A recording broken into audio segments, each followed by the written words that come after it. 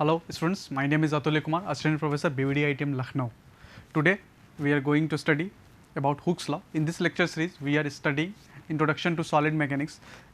Last class was our first lecture on this subject. In this lecture series we are completely focused about different types of material, different type of stress develop in this material and the analysis of such that stress. So, in today's lecture we will study about Hooke's law. Contents for today's lecture are assumptions in solid mechanics, Hooke's law in elastic moduli. तो let's start. Assumption in solid strength of material. जैसा कि हम लोग ने last class में बात किया था रिजिड बॉडी और डिफॉर्मेबल बॉडी के बीच में हम लोगों ने बात किया था कि रिजिड बॉडी एक ऐसी चीज़ है जिसके अंदर में कि उसके इंटरनल मॉलिक्यूल यानी इंटरनल पार्टिकल के बीच में कोई इक्विलिब्रियम या कोई पोजीशन में चेंज नहीं होता जब उसके ऊपर में कोई एक्सटर्नल अप्लाइड लोड आता है, ठीक है। लेकिन उसके बाद हम लोग ने ये भी डिस्कस किया था कि प्रैक्टिकली देखा जाए तो ऐसा कोई मटेरियल एग्जिस्ट ही नहीं करता, जो कि रिजिड हो। हर एक मटेरियल की अपनी अपनी स्ट्रेंथ होती है, अपनी अपनी पावर होती है, जहाँ तक कि वो रिजिड रह सकता है उसका तो वो डिफॉर्म करेगा ही करेगा, ठीक है। लेकिन स्ट्रेंथ ऑफ मटेरियल हमें कंप्लीटली फोकस करना डिफॉर्मेबल बॉडी का। इसके लिए हमें कुछ एक एजम्पशन पहले से लेना पड़ेगा, सबसे पहला एजम्पशन क्या है? सबसे पहला जब material is deformable and continuous. Deformable के लिए बारे में तो हम लोग बात कर चुके थे, कंटिन्यूस के बारे में बात करते हैं। कंटिन्यूस का मतलब हुआ है यहाँ पे, कंटिन्यूस यहाँ रिप्रेजेंट कर रहा है नो क्रैक, कंटिन्यूस रिप्रेजेंट कर रहा है कोई क्रैक नहीं रहेगा। कंटिन्यूस रिप्रेजेंट कर रहा है यहाँ पे कि बॉडी के अंदर में कोई crack, no crack, continuous no crack. Deformable मतलब हमें पता है कि जब उसके ऊपर में एक अप्लाइड लोड एक्ट कर रहा होगा तो उस बॉडी के इंटरनल मॉलिक्यूल के पोजीशन में चेंज होगा, जिसके कारण से बॉडी क्या होगी, डिफॉर्म होगी, उसकी लेंथ चेंज हो सकती है, उसका एरिया चेंज हो सकता है, उसकी वॉल्यूम चेंज हो सकती है। लेकिन कंटिन्यूस मतलब हुआ कि बॉडी में कोई क्रैक नहीं होनी चाहिए, यानी कि कंप्लीटली एक body through out a body continue रहनी चाहिए। दूसरा क्या है? Material is homogeneous and isotropic in nature. Material जो हम यूज़ करेंगे वो मटेरियल होमोजीनियस हो और आइसोट्रॉपिक हो। होमोजीनियस का मतलब क्या होता है कि अगर हम उस मटेरियल के किसी भी पॉइंट पे जाएं, उस पॉइंट पे किसी भी एक पर्टिकुलर डायरेक्शन की अगर हम बात करें, उस पर्टिकुलर डायरेक्शन में उस मटेरियल की जो इलास्टिक प्रॉपर्टी होगी वो सेम होगी। अगर हम किसी भी एक मटेरियल के किसी भी पॉइंट पे जाएं और उस पॉइंट पे के किसी एक पर्टिकुलर डायरेक्शन की बात करें, अगर हमारे पास ये बॉडी है और इस बॉडी पे हम इस पॉइंट पे आए और इस पॉइंट पे हमारे पास पता है कि तीन डायरेक्शन होगा, एक्स होगा, वाई होगा एंड जेड होगा। तो अगर हम इन तीनों डायरेक्शन की बात करें, एक्स की बात करें, वाई की बात करें, जेड की बात करें, अगर हम इसमें एक्स डायरेक्शन को चूज़ कर रहे हैं, तो एक्स डायरेक्शन के अलोंग जो भी उसकी इलास्टिक प्रॉपर्टी होगी मटेरियल की वो सेम रहेगी। वो क्या रहेगी? इलास्टिक प्रॉपर्टी सेम रहेगी। आइसोट्रॉपिक का मतलब क्या हुआ कि अगर आप किसी भी बॉडी के किसी भी पर्टिकुलर पॉइंट पे चले जाएं, और उस पर्टिकुलर पॉइंट पे जो जितने भी डायरेक्शन होंगे उस सभी डायरेक्शन में उस बॉडी की इलास्टिक प्रॉपर्टी सेम होगी। यानी कि होमोजीनियस से हमें क्या पता चला कि एक पर्टिकुलर डायरेक्शन में इलास्टिक प्रॉपर्टी सेम होगी।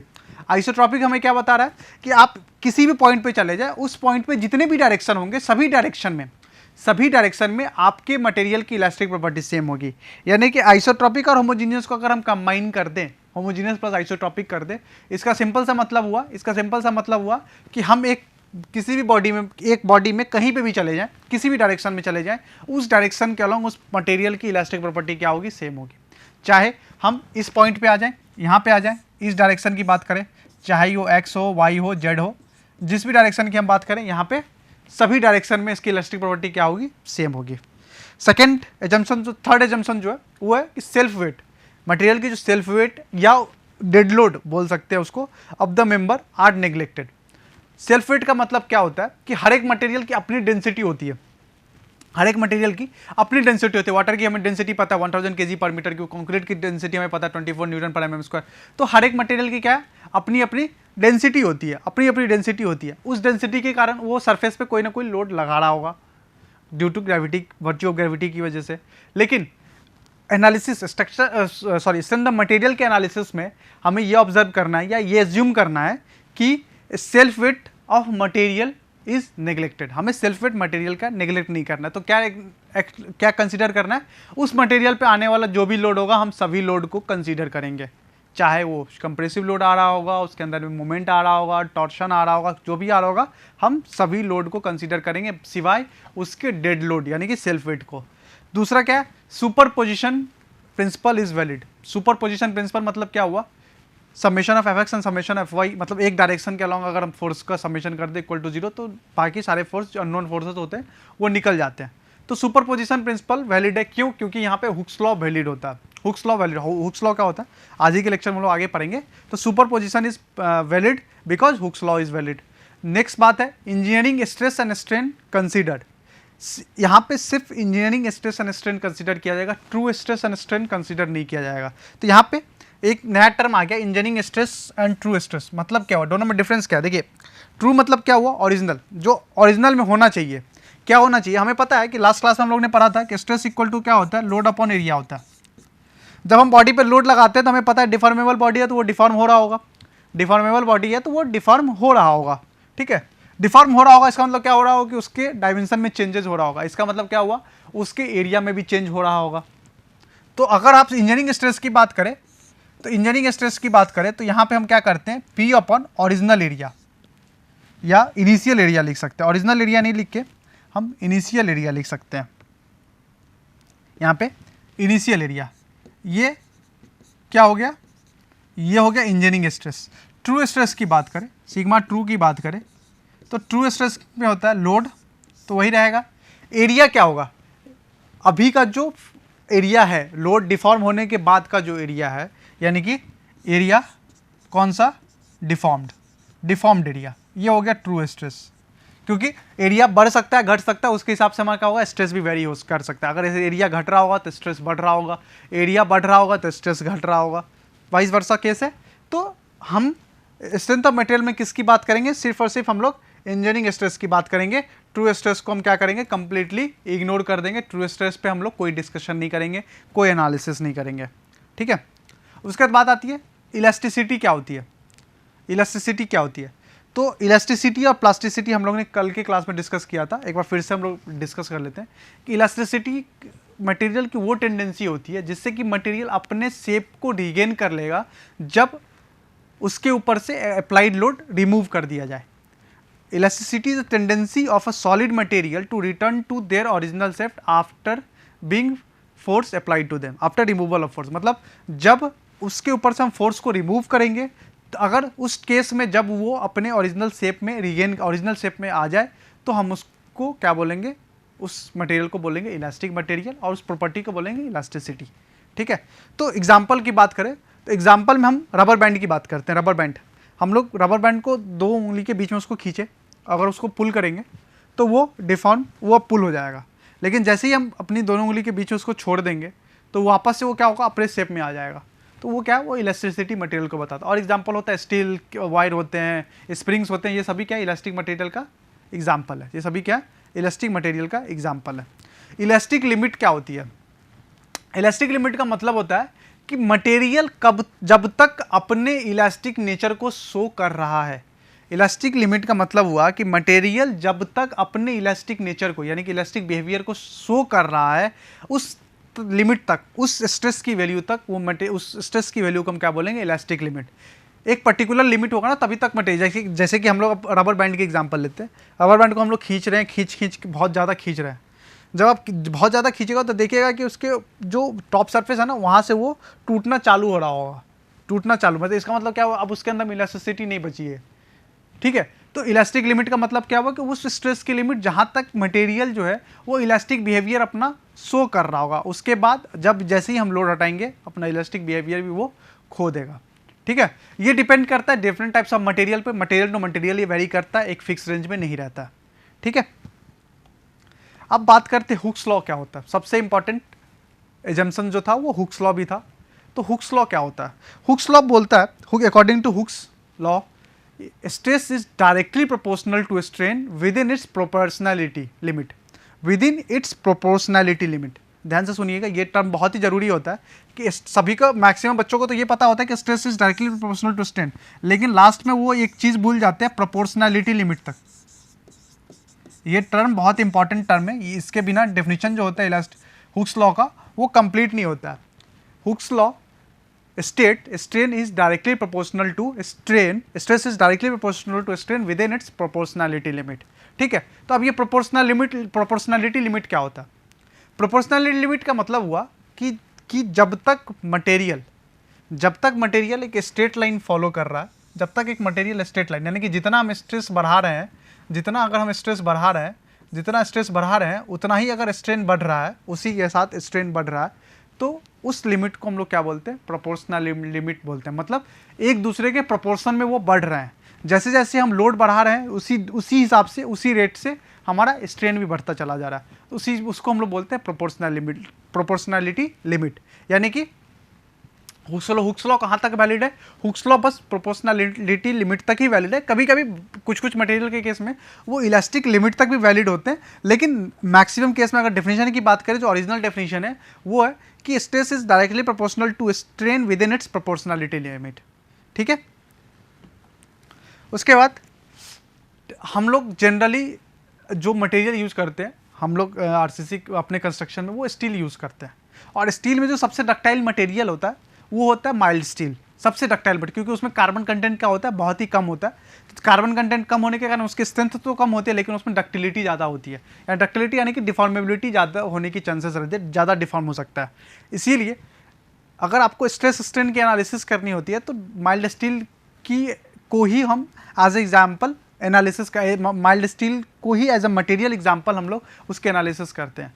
तो अगर माइल्ड स्टील का अगर हम टेंसाइल टेस्ट करते हैं, उसके लिए हमें एक मशीन चाहिए होता है, हम आप लोगों के कॉलेज के लैब में इंस्टॉल होता है। इस मशीन को बोलते हैं हम लोग UTM, universal testing machine. Universal testing machine में क्यों? क्योंकि ये कंप्रेसिव लोड भी लगा सकता होता है और टेंसाइल लोड भी लगा सकता है, डिपेंड करता है कौन सा टेस्ट कर रहे हैं, उसके हिसाब से यूटीएम का यूज़ करते हैं।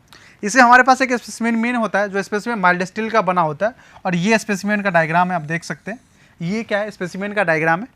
इस डायग्राम पे हम क्या करते हैं, हम प्रोसीजर की अब डिस्कशन कर लेते हैं। हम क्या करते हैं कि इसकी जो डायमेंशन है, इसकी जो डाया है, इस डाया को हम लोग वर्नियर कैलिपर से मेजर कर लेंगे, इसकी लेंथ को हम लोग मेजर कर लेंगे। ठीक है, उसके बाद यहाँ पे इस पॉइंट पे और इस पॉइंट पे आप देख रहे हैं, ये दोनों पॉइंट क्या होता है? एक लीवर होता है, ये एक लीवर होता है, यहाँ पे भी जैक लगा होता है और यहाँ भी जैक लगा होता है।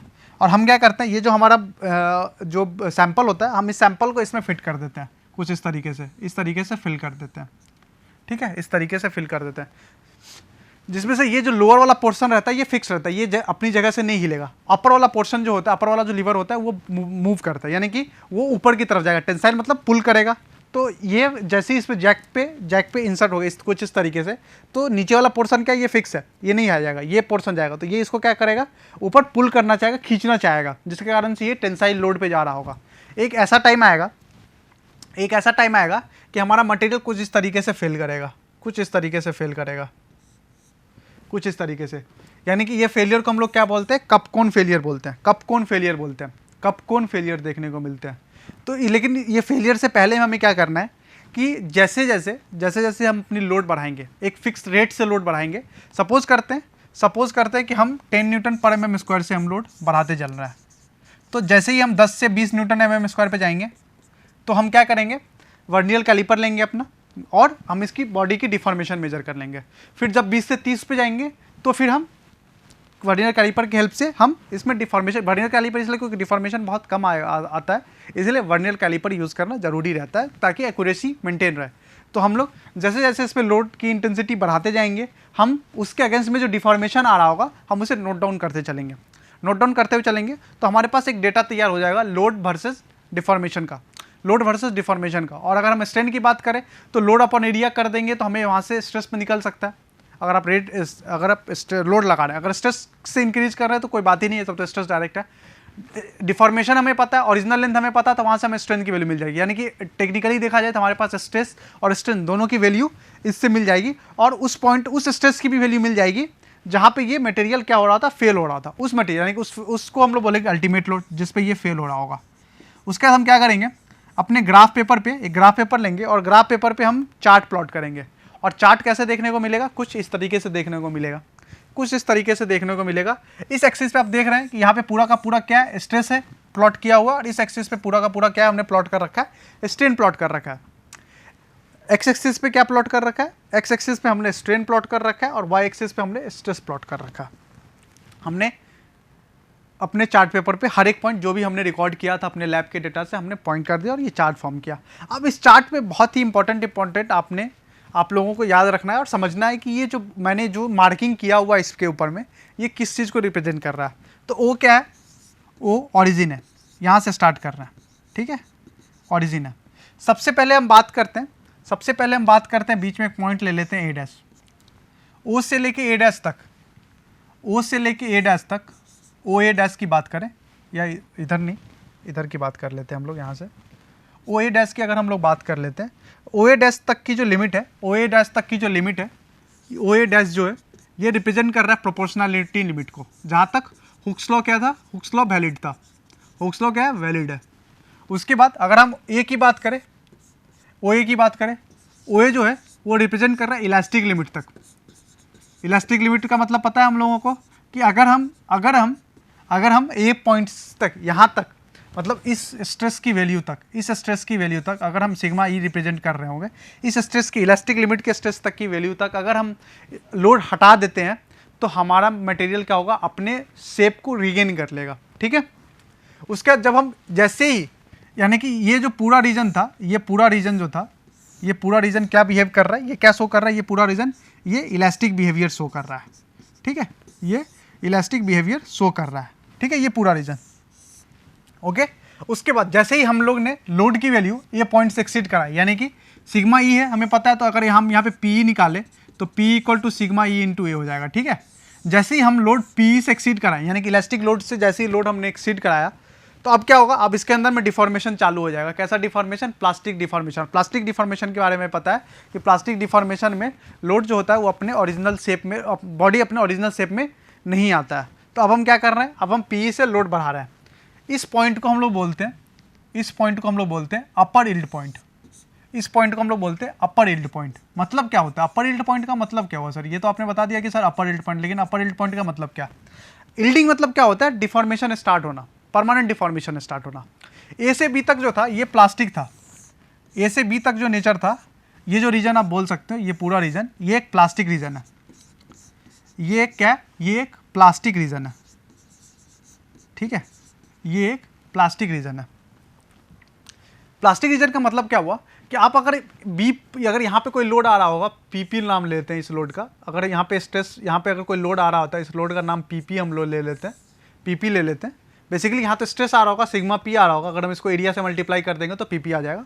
तो अगर हम लोड यहाँ पे पीपी की बात करें तो इस लोड से पे अगर हम अपने मटेरियल से लोड हटा लें, लोड रिमूव कर दे, तो अब हमारा मटेरियल क्या होगा, हमारा मटेरियल 100% तो रिगेन नहीं करेगा अपने शेप को, लेकिन कुछ परसेंट वो अपने शेप को रिगेन कर लेगा, कुछ परसेंट रिगेन कर लेगा। यानी कि ए से बी तक क्या था, प्लास्टिक रीजन था। अब जब ये बी पॉइंट पे पहुंच गया तो बी से क्या स्टार्ट हो रहा है, अब यील्डिंग स्टार्ट हो रहा है। यील्डिंग मतलब अब वापस अपने ओरिजिनल शेप में वो 1% भी वापस नहीं आएगा, अब वो परमानेंट डिफॉर्मेशन में जा रहा है, मतलब वो डिफॉर्म होता ही चला जाएगा, ठीक है। तो बी पॉइंट को हम लोग क्या बोलेंगे, बी पॉइंट को बोलेंगे अपर यील्ड पॉइंट, ठीक है। सी पॉइंट को हम लोग क्या बोलेंगे, lower yield point, lower yield point. अब upper yield point, lower yield point मैंने क्या नाम दी, क्यों नाम दिया, देखिए यहाँ से यहाँ तक जो है ना, ये रीजन की बात करें, ये बीसी रीजन की बात करें, और अगर हम लोग बीसी रीजन को फोकस कर रहे हो, बीसी रीजन को हम लोग अगर ध्यान से देखें तो बीसी रीजन में डिफॉर्मेशन स्टार्ट होना शुरू हो गया, बी पॉइंट से डिफॉर्मेशन स्टार्ट होना शुरू हो गया। जैसे ही डिफॉर्मेशन स्टार्ट होना शुरू हो गया तो मटेरियल का जो कंपैक्टनेस था, मतलब बॉडी जब मटेरियल जैसे लोड बढ़ाते गए तो मटेरियल पहले डेंसिफाई था, लेकिन अब सिंस मटेरियल लेंथ बढ़ गया, डिफॉर्मेशन बढ़ गया, तो मटेरियल को एक्सपेंड होने का चांसेस मिल रहा है, एक्सपेंड मतलब इधर उधर जाने का चांसेस मिल रहा है, जिसके कारण से उनकी जो डेंसिटी कम हो रही है, यानी कि उसकी स्ट्रेंथ कम हो रही है। और यहाँ पे आप देख रहे हैं कि स्ट्रेंथ में कमी हो रही है, और ये स्ट्रेंथ कुछ यहाँ पे आ रहा है, ये पॉइंट पे, इसको सिग्मा सी ले लेते हैं, लोअर यील्ड पॉइंट को। लेकिन जब हम इससे भी ज़्यादा अगर फिर से हम लोड बढ़ाना शुरू करेंगे, तो उस केस में क्या होगा कि वापस से मटेरियल क्या होगा कि अब एक दूसरे के पास में लास्ट मोमेंट में एनर्जी कंजर्व करने के पॉइंट ऑफ व्यू से वो एक दूसरे के नज़दीक आना शुरू हो जाएंगे, एक दूसरे के, जिसको हम लोग बोलते हैं रीअरेंजमेंट ऑफ पार्टिकल, वापस से रीअरेंज होकर एक डेंसिटी बढ़ाते जाएंगे और वहाँ पे क्या देखेंगे, सडन इंक्रीज इन लोड देखेंगे। और इस रीजन को, यहाँ से यहाँ तक के रीजन को हम लोग क्या बोलते हैं, इस रीजन को हम लोग बोलेंगे strain hardening region, strain hardening region. Strain hardening नाम से पता चल रहा है, मतलब यहाँ पे मटेरियल अपनी जो बची खुची मतलब ताकत है उस सबको एक जगह इकट्ठा करके ज़्यादा रेसिस्टेंस ऑफर कर रहा है। इसका मतलब देख रहे हैं कि यहाँ पे स्ट्रेस तो ज़्यादा हो रहा है, लोड तो बहुत ज़्यादा हो रहा है, लेकिन उसके रिस्पेक्ट में स्ट्रेन उतना नहीं हुआ है। इसका मतलब मटेरियल ज़्यादा रेसिस्टेंस हो रहा है। क्यों रेसिस्टेंस प्रोवाइड कर रहा है? Due to the rearrangement of particle. Rearrangement of particle की वजह से ये बिहेवियर शो कर रहा है। डी पॉइंट को हम लोग बोलते हैं अल्टीमेट स्ट्रेस पॉइंट। डी को रिप्रेजेंट करते हैं हम लोग अल्टीमेट स्ट्रेस पॉइंट, यानी कि ये इसकी अल्टीमेट ताकत है, इससे ज़्यादा की पावर इसके पास नहीं, कैपेसिटी है नहीं, स्ट्रेंथ है नहीं इसकी। तो डी क्या है? अल्टीमेट स्ट्रेस पॉइंट है। लेकिन अगर आप डी से फर्दर लोड बढ़ाएंगे, अगर डी से आप फर्दर लोड बढ़ाएंगे तो लोड बढ़ेगा नहीं, बल्कि लोड रिड्यूस हो जाएगा और स्ट्रेन बढ़ जाएगा। और ई पॉइंट को हम लोग क्या बोलते हैं? फ्रैक्चर या फेलियर पॉइंट। फ्रैक्चर या फेलियर पॉइंट, फेलियर पॉइंट। और स्ट्रेस को क्या बोलेंगे? फेलियर स्ट्रेस और फ्रैक्चर स्ट्रेस। ठीक है, तो ये पूरा एजम्पशन, पूरा जो एनालिसिस था ये था स्ट्रेन कर्व का फॉर माइल्ड स्टील का, जिसमें ओ से लेके ए डैश तक हम लोगों ने पढ़ा कि प्रोपोर्शनलिटी लिमिट होती है। ओ से ए क्या है? इलास्टिक लिमिट है। ए से बी जो है वो प्लास्टिक नेचर को शो कर रहा होता है। उसके बाद बी जो है वो अपर यील्ड पॉइंट है, सी जो है लोअर यील्ड पॉइंट है, डी अल्टीमेट स्ट्रेस पॉइंट है, एफ जो ई जो है वो फ्रैक्चर पॉइंट है। अब इसमें एक बहुत ही अच्छी बात ध्यान करने वाली है कि हम लोग जनरली मटेरियल दो तरीके के अभी तक पढ़े हैं, डक्टाइल मटेरियल और ब्रिटल मटेरियल। तो अगर हम डक्टाइल मटेरियल की बात करें, तो यील्ड स्ट्रेस जो होता था उनमें डिज़ाइन गवर्निंग पॉइंट होता है। यील्ड स्ट्रेस जो होता है वो डक्टाइल मटेरियल में गवर्निंग पॉइंट होता है डिज़ाइन के पॉइंट ऑफ व्यू से। यील्ड स्ट्रेस जो होता है वो गवर्निंग पॉइंट होता है। लेकिन अगर ब्रिटल मटेरियल की बात करें तो एफ जो होता है, यानी कि फ्रैक्चर स्ट्रेस जो होता है वो गवर्निंग पॉइंट होता है।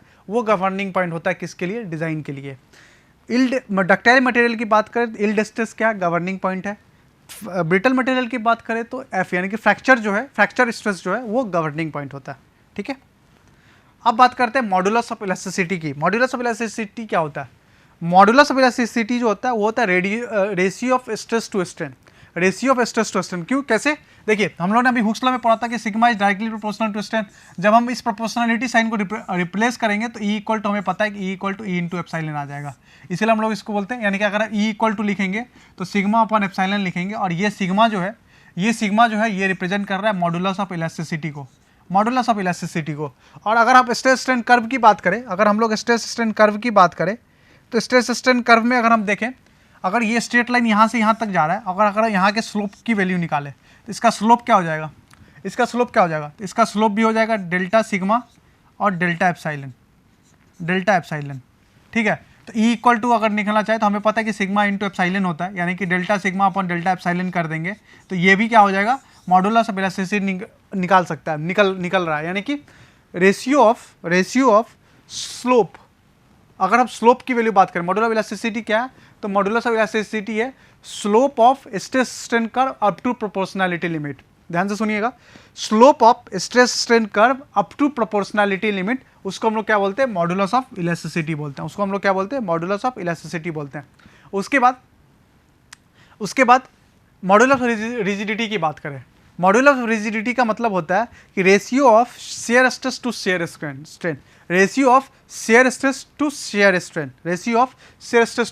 यानी कि शेयर स्ट्रेस टॉ और शेयर स्ट्रेन, उसके वैल्यू को क्या बोलते हैं? मॉडुलस और रिजिडिटी। और रिजिडिटी को रिप्रेजेंट किससे करते हैं? रिजिडिटी को रिप्रेजेंट करते हैं हम लोग जी से। उसके बाद बात आती है बल्क मॉडुलस की। बल्क मॉडुलस का मतलब होता है volumetric stress upon volumetric strain. उसको हम लोग क्या बोलते हैं? Bulk modulus. चाहे वो मॉडुलस ऑफ इलास्टिसिटी हो, मॉडुलस ऑफ रिजिडिटी हो, बल्क मॉडुलस हो, सभी की यूनिट क्या होगी? स्ट्रेस के बराबर में होगी, न्यूटन पर एमएम स्क्वायर के बराबर में होगी, किलो न्यूटन पर मीटर स्क्वायर के बराबर में होगी। क्यों? क्योंकि ऊपर में स्ट्रेस है, डिनोमिनेटर में स्ट्रेस है, स्ट्रेस की यूनिट न्यूटन पर एमएम स्क्वायर, स्ट्रेन डिनोमिनेटर में, लेकिन स्ट्रेन क्या है, एक डायमेंशनलेस क्वांटिटी होती है, इसलिए अल्टीमेटली हमारे पास यूनिट क्या बन के आती है मॉडुलस की, चाहे वो रिजिडिटी हो, इलास्टिसिटी हो या बल्क मॉडुलस हो, यूनिट बन के आती है किलो न्यूटन पर मीटर स्क्वायर या न्यूटन पर एमएम स्क्वायर। उसके बाद आता है Poisson ratio. Poisson ratio, it is the ratio of lateral strain to the longitudinal strain. Simple, one line definition, lateral strain, ratio of lateral strain to the longitudinal strain is known as Poisson ratio. अब बहुत बच्चे confuse हो जाते हैं कि sir lateral strain किसको लेंगे, longitudinal strain. Lateral strain और लॉन्गिट्यूडनल स्ट्रेन डिफाइन करने के लिए हमें डायरेक्शन ऑफ लोड का पता होना चाहिए कि लोड किधर से लग रहा है। एग्जांपल की बात करते हैं, एग्जांपल से समझते हैं कि लेटरल स्ट्रेन लॉन्गिट्यूडनल स्ट्रेन की बात कर रहे हैं। हमारे पास ये बॉडी है और ये बॉडी की एक्सिस है, तो बॉडी का लोड क्या है, इस एक्सिस का लॉन्ग लग रहा है, तो ये इस बॉडी, ये एक्सिस क्या हो गया, ये बॉडी की लॉन्गिट्यूडनल एक्सिस हो गई, अभी लॉन्गिट्यूडनल एक्सिस हो गई। क्यों? क्योंकि लोड इसके अलॉन्ग में लग रहा है, तो इसका लेटरल एक्सिस कौन सा हो जाएगा, लेटरल एक्सिस कौन सा हो जाएगा, ये जो हो जाएगा ये लेटरल एक्सिस हो जाएगा, ये क्या हो जाएगा, ये लेटरल एक्सिस हो जाएगा। इसीलिए मैंने बोला ratio of lateral strain to the longitudinal strain, मतलब स्ट्रेन इस डायरेक्शन में जो स्ट्रेन आ रहा होगा, इस एक्सिस में जो स्ट्रेन आ रहा होगा, उसका अपॉन लॉन्गिट्यूडनल एक्सिस का जो स्ट्रेन आ रहा था, उस स्ट्रेन का जो रेशियो होगा उसको हम लोग क्या बोलेंगे, पॉइजन रेशियो बोलेंगे। और इसकी यूनिट ये भी क्या होता है कि यूनिटलेस क्वांटिटी होती है, जो स्ट्रेन है, स्ट्रेन की डायमेंशन होती नहीं है। इसको रिप्रेजेंट किससे करते हैं, इसको रिप्रेजेंट करते हैं न्यू से, इसको रिप्रेजेंट क्या करते हैं, न्यू से रिप्रेजेंट करते हैं। ठीक है, अब बात करते हैं रिलेशनशिप डिफरेंट मॉड्यूलस के साथ।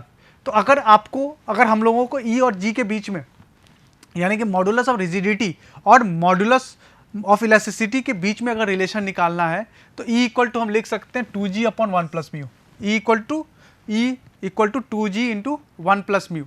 या अगर हम इसको रिप्रेजेंट करना चाहें जी के टर्म में, तो हम जी इक्वल टू लिख सकते हैं ई अपॉन 2 इंटू 1 प्लस म्यू।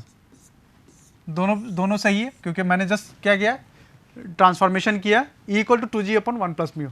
अगर आपको relationship between modulus of elasticity, अगर हमें रिलेशनशिप निकालना हो मॉड्यूलस ऑफ इलास्टिसिटी और बल्क मॉड्यूलस के बीच में, तो E equal to modulus of elasticity equal to लिख सकते हैं 3k into 1 minus 2 mu, 3k into 1 minus 2 mu, 3k into 1 minus 2 mu. या अगर हम बल्क मॉड्यूलस इक्वल टू लिखना चाहें, तो बल्क मॉड्यूलस इक्वल टू लिख सकते हैं 3 upon 3 into 1 minus 2 times of mu, E upon 3 into 1 minus 2 times of mu. और अगर हम रिलेशनशिप तीनों को एक साथ अगर रिलेशनशिप देखना चाहें विद एब्सेंस ऑफ म्यू, अगर हमारे पास पॉइजन रेशियो की वैल्यू ना दी हो, किसी दो मॉड्यूलाई की वैल्यू दी रखी हो, तो उस केस में अगर आप हम लोगों से या हमसे कोई पूछे कि आप रिलेशनशिप बताए ई के एन जी का, तो आप उस टाइम हम लोग बोल सकते हैं E equal to 9 kg upon 3k plus G, E equal to 9 kg नहीं, मतलब kg किलोग्राम वाली kg नहीं, k इंटू जी है, 9 into k into G upon 3k plus G. ये किसकी वैल्यू है, ये है मॉड्यूलस ऑफ इलास्टिसिटी की in terms of modulus of rigidity and bulk modulus. Okay, तो आज का जो लेक्चर था ये कंप्लीटली डिपेंड कर रहा था हुक्स लॉ पे हम लोगों ने डिस्कस किया, assumptions of strength of material पे डिस्कशन किया है। उसके बाद हम लोग ने स्ट्रेस स्ट्रेन कर्व देखा, tensile test on mild steel देखा, और different types of modulus of elasticity, modulus of rigidity, bulk modulus, Poisson ratio और उनके रिलेशनशिप्स को हम लोगों ने डिस्कस किया। Okay, thank you.